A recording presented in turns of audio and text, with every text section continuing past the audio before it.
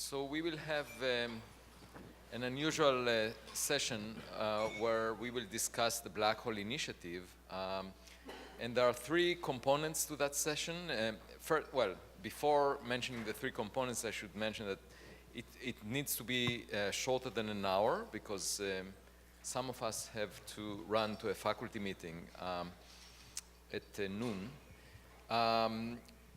There are three components to that session. The first one will involve a brief presentation by Shep Doleman, the director of the Event Horizon Telescope, one of the principal investigators on the Black Hole Initiative. And he will describe the activities that we have. Many of you know about them, but some may not. Just to give you an impression of what's going on right now. Then we'll go to a second segment where I would like to ask the senior members of the Black Hole Initiative about their perspective.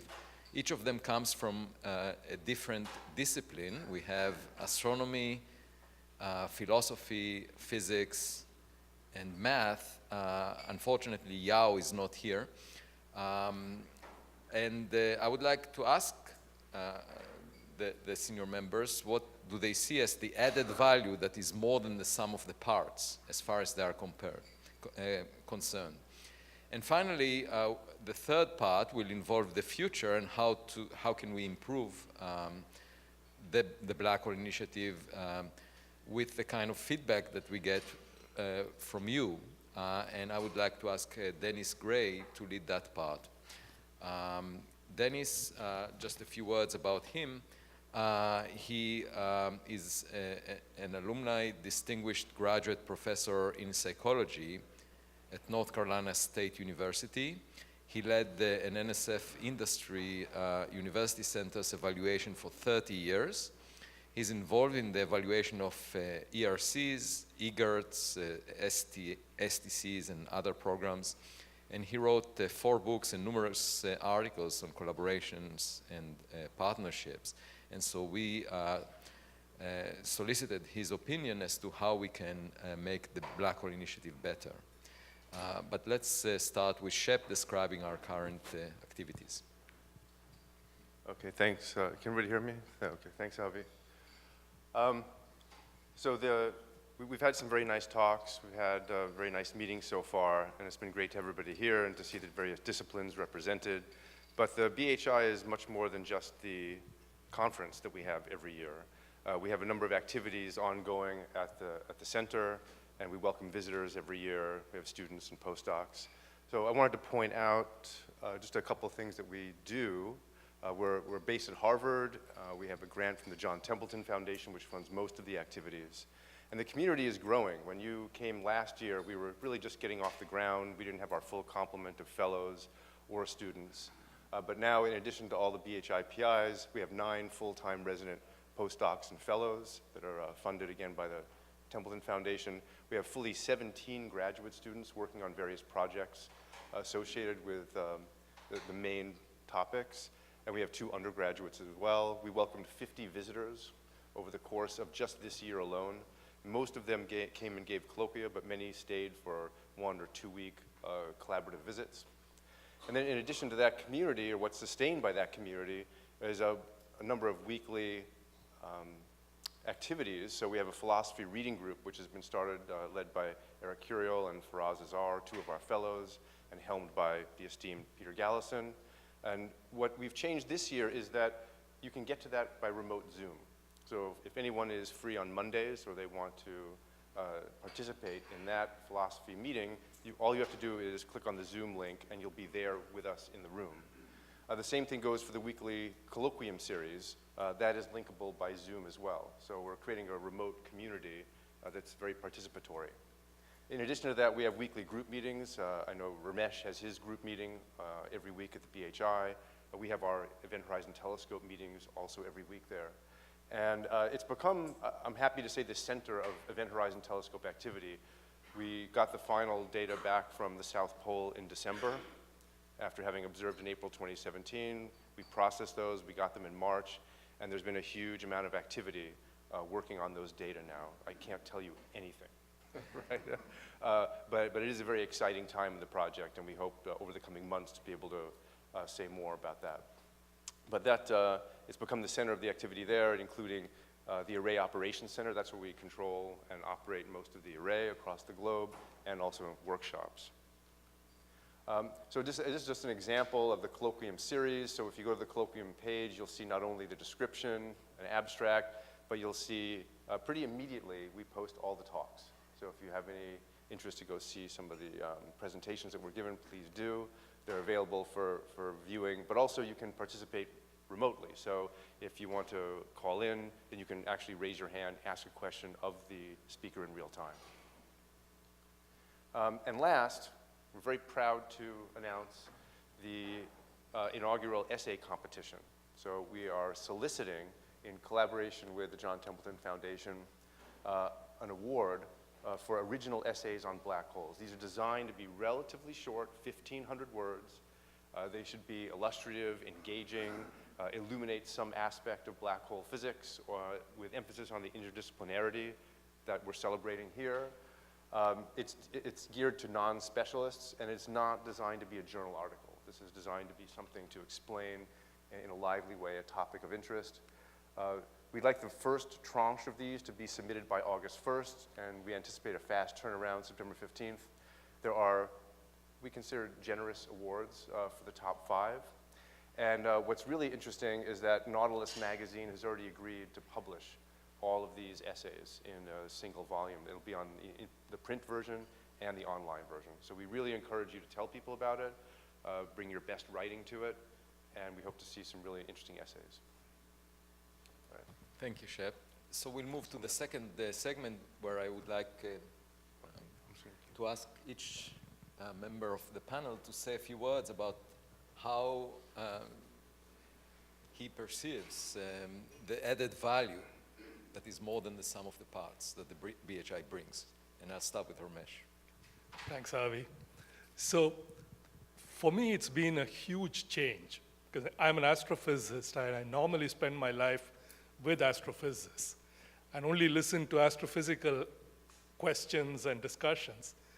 And being part of the BHI, I mean, just think of what we had in this conference the last 3 days. This variety of talks and so much discussion on many, many different aspects of black holes. This is what seems to happen at the BHI, especially when we have these colloquia and seminars. It's just wonderful to be able to listen to all of these different things. So for me, intellectually, it's just been an enormous difference. So I think it's hard to even answer the question you asked, how does it change? It's a complete phase change as far as I'm concerned. We are looking at a much broader picture rather than just individual disciplines. And I think that is the real value that the BHI brings. And I should mention that Ramesh spent a whole sabbatical at the BHI. He was in the corridor full time, and was very much a centerpiece, interacting with a lot of our postdocs and visitors. One of the things that has struck me about the long modern history of physics, certainly since the end of the 19th century, but even back to the time of Newton, Galileo, and Descartes, is that physics has always had a strong philosophical conception of its remit, of what it's after. I mean, it really came. I mean, Newton and others at the time thought of themselves as natural philosophers, and it was part of a general inquiry into the big questions. And I think that, of course, in the 20th century, especially since the atomic bomb, physics has an incredibly strong role in the pragmatic, national defense, other issues.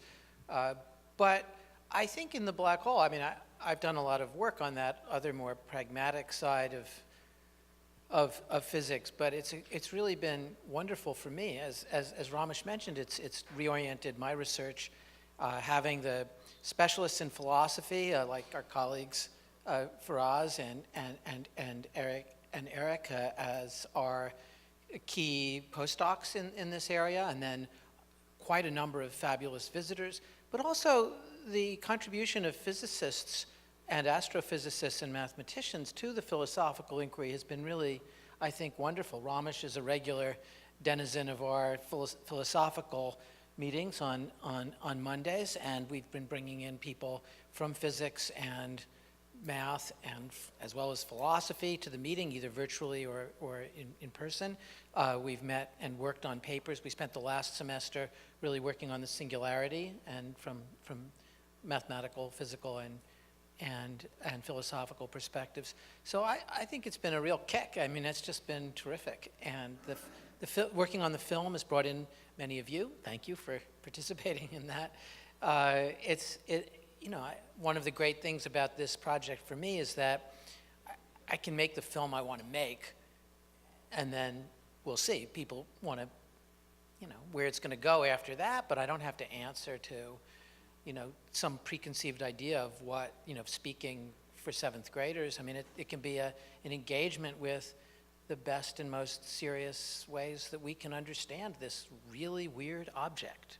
And Peter, you were also fortunate to film Stephen Hawking in action, interacting with. Yeah, I mean, one of the things that I've really enjoyed about the filmmaking has been trying to convey the process of science. It's not so visible in the short that I showed you, but a lot of the film is going to be work on this, whether Stephen, Andy, Malcolm, Sasha working on the information paradox, or Shep and the colleagues in the EHT and another. And I think it's been really, I think, a challenge and interesting.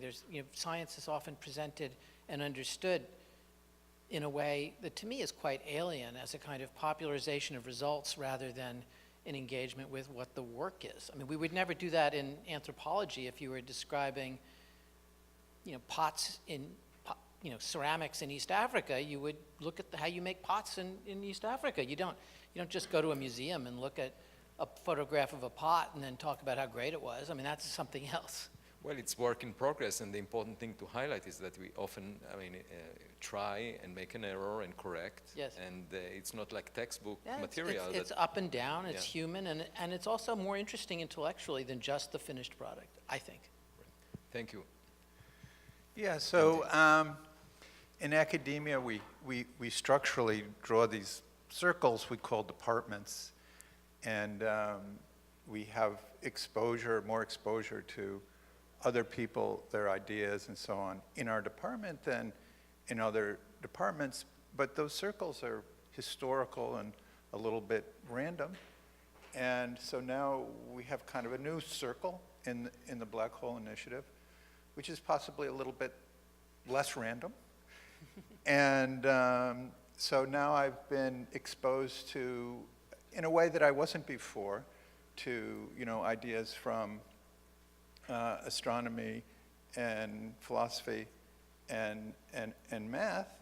And particularly for me, the interesting part has been the astronomy, because there's so much incredible, it's such a supercharged field right now, and there's so many interesting things happening with all the data, and I've been finding myself way more interested than I thought I would be in weird astronomy talks with all sorts of coronas and jets and spectral. What is it, Andy? What is an Hey, AGN? why is that spectral? It's like, and then so that's been a lot of fun. It's something I would do otherwise, and it's I think the Event Horizon Telescope is a historic, great experiment, and it's a sort of a privilege for me to see it happening in action, and even throw our little 2 cents in, as you heard in Alex's talk about what something we might be able to say about it, and also this was this was our first. I think this was, in a sense, the first paper in my career in which there was a prediction for an experiment. And that was fun. I mean, it probably won't work, but well, maybe it will. You never know. But that was a lot of fun. So yeah, it's been a really when you do something new, it's very stimulating. So I've really enjoyed it. We were also very fortunate that just around the time of the inauguration of the Black Hole Initiative, LIGO came up with the first detection, and Yeah. we didn't plan for that, and Yeah. that reinvigorated the field of general relativity and research on black holes and so forth. And I think the idea of having an institute, we're, the six of us are all being pulled in 100 different directions at once, and, other different things. And, but I think the idea of a center in which black holes is the primary focus is such a kind of logical thing from points of view that it resisted the entropy of the black hole was bigger than the dispersive entropy of whatever was pulling us apart. So it seems to have kind of taken on a life of its own. Yeah. Shep? Yeah, the attraction of the black hole is very, very strong, right? It keeps us all together, and deliciously so, I might add. The other thing is that it takes you out of your particular sphere. So I'm up to my ass in alligators, as they say, with the EHT all the time, and it's hard to remember that you went there to drain the swamp, right? So, and I'll come to the BHI with alligator marks all over me, bite marks, and then Peter or Andy will say, "How wonderful!" Like that's amazing what you're doing, Like, and if you can forget the blood loss, then yeah, it's really an important time. But it is good that we reflect off of each other in a very good way, right? So I'll come in, I'll say, "Well, I have these difficulties and these problems," and Andy will say, "But yes, but what about this prediction? And you're on the right track," and then I'll learn more about the history of how these kinds of projects and experiments have been staged in the past, and I'll realize that there's a lot to learn from history and the philosophy of understanding how to frame these questions, and that's what I'm in this for, really, to see if we make the next big steps observationally, how does the whole field of black holes inform that? Where do we put our investments? How do we frame our next questions by asking the big questions, and to answer those, you need input from many, many different fields. And that's what I have found, most energizing about the center. And Shep, of course, once you learned about fuzzball, you realized that there is a new purpose for the EHT. Yeah, but I don't know, fuzzballs just don't have the panache, I think, that black holes do. I don't know. So we will now move to the third segment, which is to hear from you and get some feedback. And I would like to ask Dennis to lead that part and perhaps describe the feedback that he already got by now. So, good morning. I feel very fortunate to be part of this little community. There are such exciting things going on with the research here and with the outreach. And again, my background is a social scientist. I've been studying collaboration where people are trying to break down disciplinary boundaries. And so what I'd like to do is take kind of bounce off what our BHI leaders have talked about and give you just a little bit bigger picture perspective of it, because as exciting as what's going on at Harvard, what the BHI is about, at least from my perspective, is creating a community. And so the center of that community may be here at Harvard, but the intention is for it to go beyond that. And so what I want to talk, just a couple of slides I'll go through real quickly, but in order to achieve the goals that are set out for BHI, we need feedback. We need input from the community. So let me start with, so just as a background, while there's other funding going on, the key part of this is the Templeton Foundation made a big investment in creating the BHI.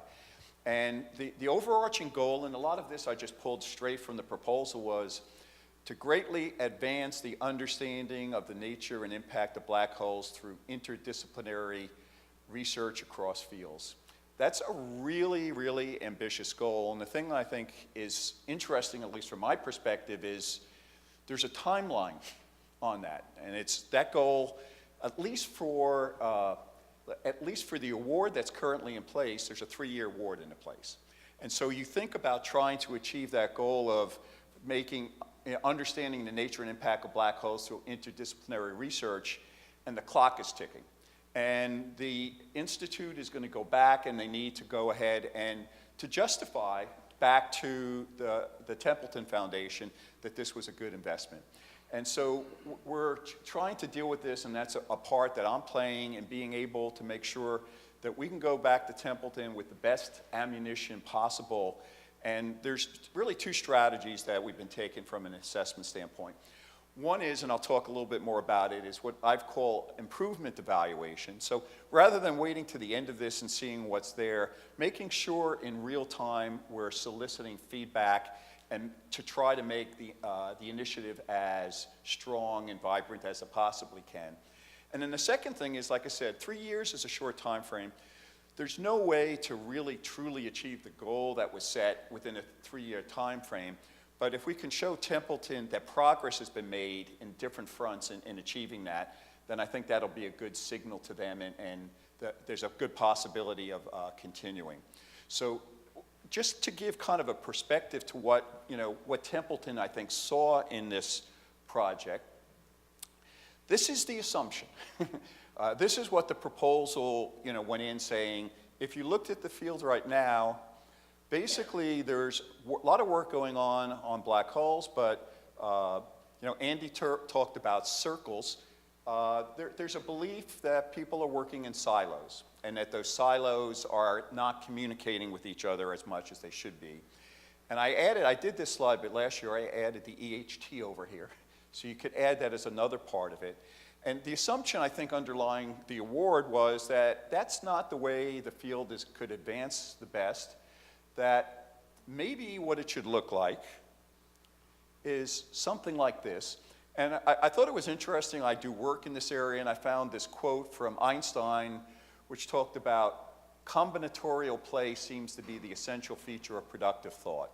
And so one big notion behind the Institute, or the initiative in my mind, is this idea that the work that people are doing could be more productive, could be more valuable if if they got away from the silos, you started having dialogues.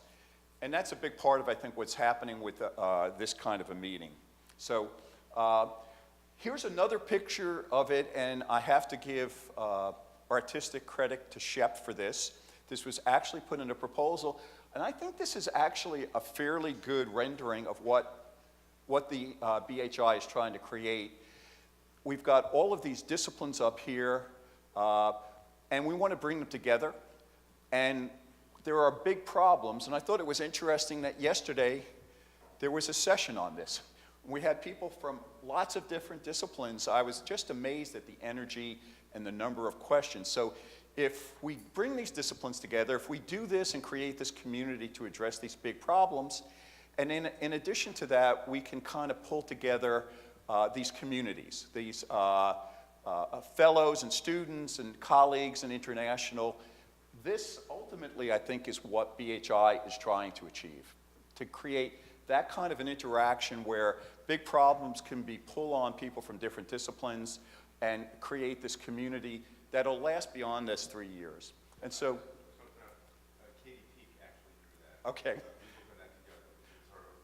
Okay, I thought it was great. I do a lot of work like this. This is what I would call it's a theory of change. This is sort of, BHI is doing so many different things. The question is, how is that going to make a difference?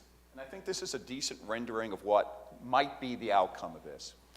And so if you go to that, so how do we know, can we go back to Templeton and say, boy, we're making progress on it? And it's not easy.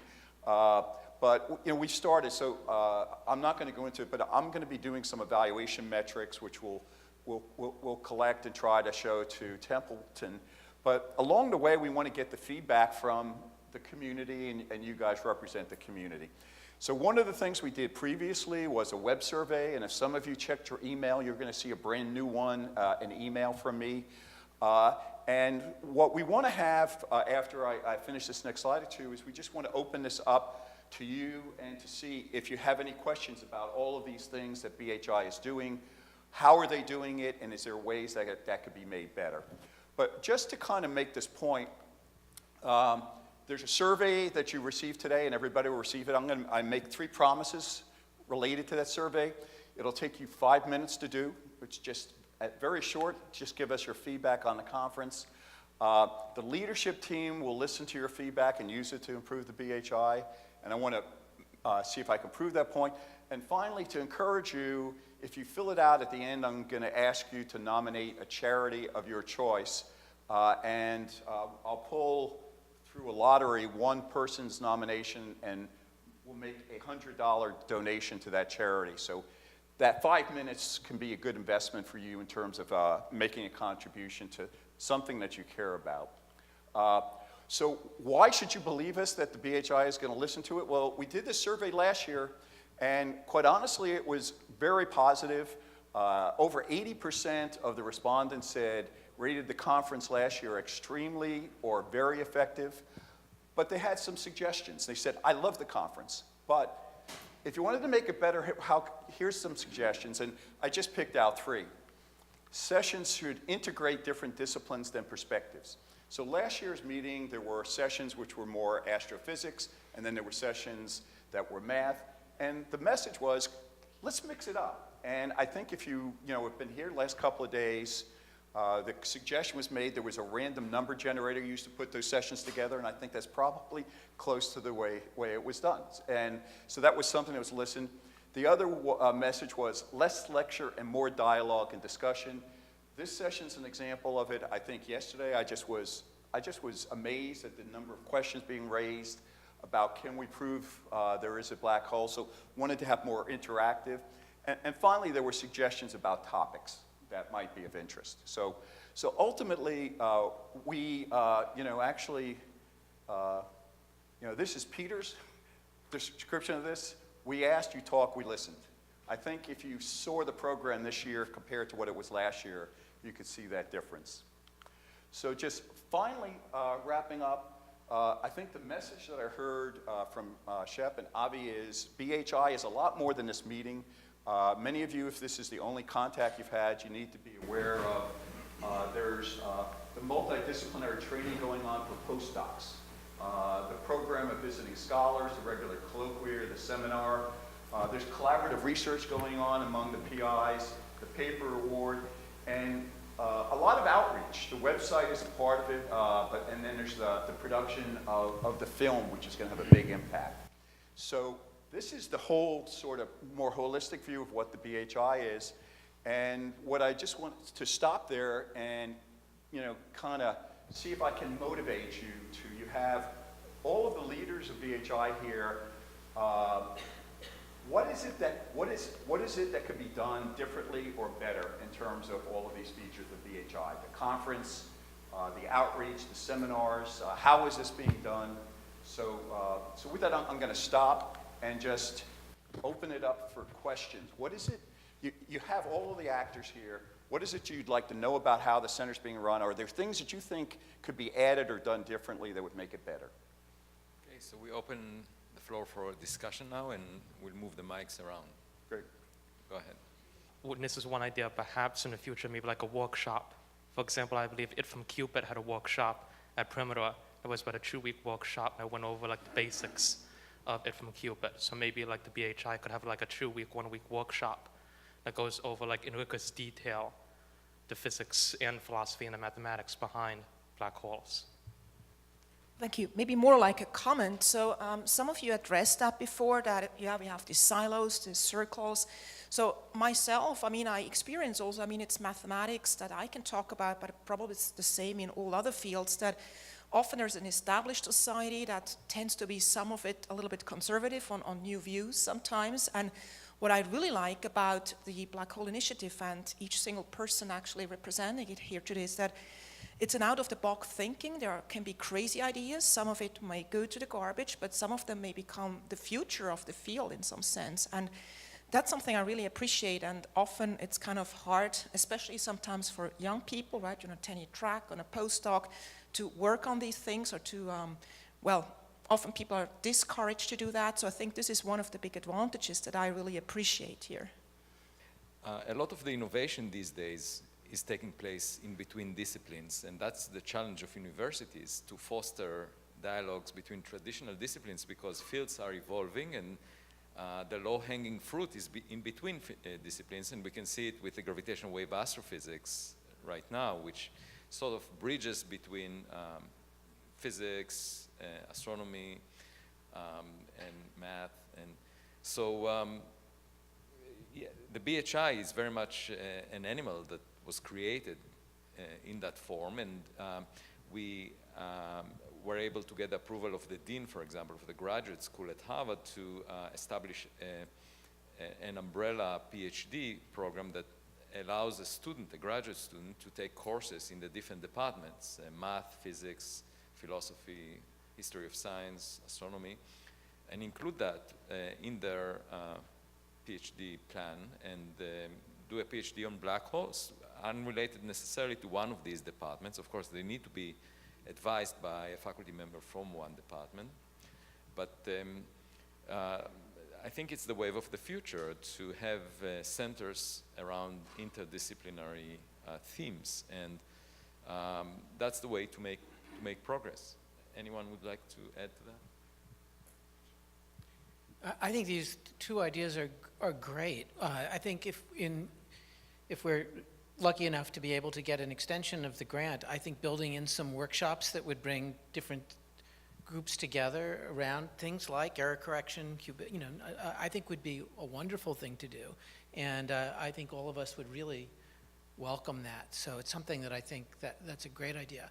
And I think the importance of including graduate students and postdocs in the process is just crucial. I think that we could do better with that. And one idea that occurs to me on the basis, just hearing this comment, was that maybe we could find some funds to allow when we bring in a key speaker, to bring a graduate student who would benefit from the annual meeting to come in with them, so that we have a number of graduate students here. We have visiting graduate students who are advanced, who are working in different areas, but maybe we could make the annual meeting more available with some help to that. Yeah, that's an excellent suggestion. I mean, there are two reasons to encourage young people to be involved. One is that they don't carry a baggage of prejudice on the subject, so they often come with fresh ideas. And second is, they are the future of the field, and we want to educate, to mentor a future generation. I'm curious if any of our BHI postdocs or graduate students are here. We've heard from the faculty. I'd be real curious to hear from a postdoc how this training experience kind of meets your expectations and whether this is different than what you've been exposed to in the past. Oh, I think it's absolutely different, and I think I'd have to mirror what Ramesh said earlier. One of the wonderful things is just being exposed to all the different fields that you would otherwise, not be exposed to initially. I particularly find the astronomy illuminating. There's many interesting things going on that I just wasn't aware of until I was involved in the program. So my background was in particle physics and nuclear physics and gravity, and just going to the colloquia and interacting with all the faculty, I see many parallels between what they're doing and, for example, heavy ion physics, heavy ion experiments that were done at RIC and the LHC. There's now heavy ion physics in the sky, if you will, with neutron star mergers. So I have found it very fruitful. Yeah, I'm from physics. I'm working with Andy Strominger, and what I really liked is, I've been participating to the philosophy meeting on Mondays, and it was very great to go through this very actually mathematical discussion, very technical GR, very solid papers. I was really surprised that we would go so in the details of the math and the definition of things and theorems, and I was very happily surprised about that, and it was very well organized for us. And I've been enjoying many discussions with the mathematician Jordan Keller, who is working on quasi-local charges, and which was really, interesting for me to learn their techniques and how it actually matches my kind of sort of expertise on that domain. especially asymptotic symmetries and conserved charge, and we managed to, sometimes we talk about the same things, but we don't realize we're talking about the same things. But at the end, we understand each other, and so it has been working well for me. Yeah. Thank you, Laura. Maybe we should hear from Faraz himself, because he's organizing this forum. It's been, I think, a wonderful experience from my point of view. We've been running this philosophy working group, as people have mentioned, and it's been wonderful to see people from various disciplines come together to attack one issue from sort of various points of view. There are various assumptions that we have about what's interesting, about the kinds of things that we're discussing, and the kinds of things that we're focusing on, and it's nice to see those play out and interact. So it's been great to have Ramesh there and some graduate students from astronomy as well. This has been a nice alternate perspective on these issues. Another thing that's been fun has been a collaboration with Avi, actually. So we hashed out what we thought might be an interesting issue to attack in the context of black holes and its interaction with philosophy. And so that's been sort of a fun project as well. Yeah, so from my point of view, it's been a wonderful experience. I mean, there was a reason I sort of went into philosophy in the first place, and after having done some physics. And the reason was that there were conceptual issues which I thought were important in the context of physics, that I wanted a forum to explore them in. And when I heard about the BHI, I thought this is precisely the kind of forum that I would like to operate within, and it's met and exceeded my expectations from that point of view.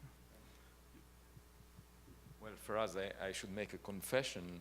You probably know that, but philosophy was my first love in terms of academic work. And I was drawn into physics and astrophysics. I did my degrees in physics and then went into astrophysics as a result of circumstances.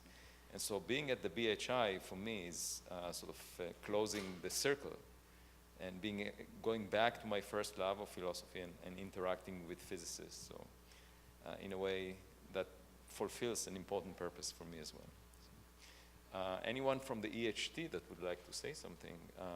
I see a few of them in the back. Maybe Michael, or actually, why not Mislav? Because he's a person. Hi, my name is Mislav. I'm kind of from the astrophysics perspective. I can only echo what others have already said. For astrophysicists, despite working on black holes daily, we rarely, if ever, wonder about the actual singularity on the inside of the event horizon. And we worry about astrophysical aspects around the black hole. But then it's a whole different thing to think about the GR and the insides. So that's all been very new to me and very interesting, of course, an educational experience to, first of all, just learn the language that other disciplines are using. That was the biggest challenge to start with. But I think we're getting there. Thank you, Mislav. Dennis, you wanted to say something? Well, I was just going to say, and so the other community, this is a local community. I know we have people who have visited. How many people here who are not from the local area have been able to tap in to take advantage of some of these remote access? Yeah. Okay. Any suggestions on how we can make sure that's more disseminated? I mean, there's such a large community that this group would like to reach into. So how do we make sure that people are aware of all of those mechanisms? That's a good question. I mean, I found out about it when I actually came and visited and gave a colloquium here. And I made some suggestions, actually I wrote to Faraz about how just the technological side of it could work a little better. Okay. Now, and I don't know whether it's possible to start having 20, 30, 50 people participating in these things and whether the technology will collapse or not. But, but I think small tweaking of the website in terms of publicizing the events that are open to participation, okay, and word of mouth is sufficient. I want to make one small comment about the big picture of the success of this whole thing, which has been remarkable in my view. I think in some way the stars have aligned, partly because of the environment of Harvard, but mostly because of the people, the leaders of this this initiative, what struck me is how welcoming and nice and open to conversation and interaction with all the visitors of all the different fields everybody seems to be. And I think that in a sense it's just a bit of a fantastically lucky circumstance that you got these people who are so nice as well as so brilliant together to do this thing. And that's part of why I really hope it'll continue after the 3 years, because it's not going to be easily replicated. Yeah, I also wanted to make a comment on the interdisciplinary aspect. So I'm also a physicist, but as a high school student, I wanted to become an astrophysicist, actually. But then I came across the information paradox, and then I had to learn some theory. And also along the way, got interested in philosophy. But what has been really interesting about this interdisciplinary character is, so in theory, we would like to understand the information paradox of black holes, but from an observational perspective, it's very difficult to motivate why this is why this is an interesting thing to do, because it would be very hard to measure Hawking radiation sort of directly. But this has been an opportunity to explain to other communities why this is such a fascinating and important topic for theorists to learn about. And then on the other hand, as theorists, we don't think too much about observations normally, and so it has been an incredible, enriching experience to get sort of the push from astronomers and astrophysics that we should be thinking about predictions as well if you make sort of statements about physics beyond general relativity and quantum mechanics. And so this has been a very, very nice and sort of driving force to think a bit more interdisciplinary, on an interdisciplinary side, and to try to make a bit more contact between the different disciplines. I really liked what Andrea said just now, because one of the things that I find very stimulating about the BHI is that we're thinking about the next steps, right? So we're doing the Event Horizon Telescope now. It's based on the Earth, this last time I checked, but we'd like to go into space. We'd like to launch space-based antennas, space-based platforms, so that we can create not just an Earth-sized virtual telescope, but a telescope that's even larger, that sweeps out even more of that virtual lens as a function of time. So you can start to make movies, as opposed to just making still shots of a black hole. And as you think about that, you want to draw on the science case that's very broad. So it's very important that we're working, with Andy and Alex Lubsaska and others on what extremal black holes might present to us, and how we might be able to get inroads on those, observational inroads, with new instruments.